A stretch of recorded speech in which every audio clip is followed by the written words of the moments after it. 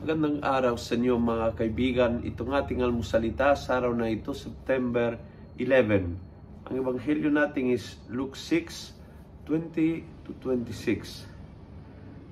Then looking at his disciples, Jesus said, "Fortunate are you who are poor, for the kingdom of God is yours." You know, sometimes kailangan na maramdaman mo na wala sa iyo.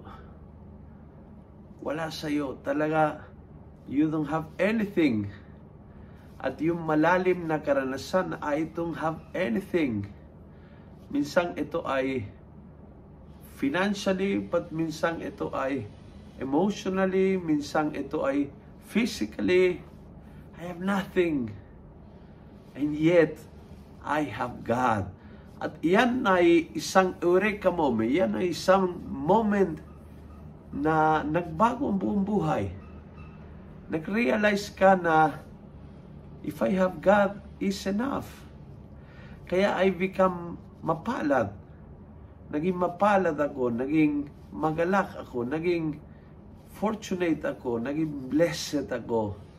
Dahil nag-realize, mawala man ang lahat, mawala man ang support ng tao, mawala man ang physical strength, o mawala man ang aking kayamanan, o mawala man ang lahat, I have God. At iyon ang pinaka-mensahe ngayon. Mawala man ang lahat, huwag kang mag-alala, nasa iyo ang Diyos na buhay at hindi ka pababayaan. Kung nagustuhan mo ang video ito, please pass it on.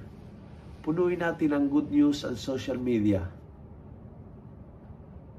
Gawin nating araw-araw viral ang salita ng Diyos.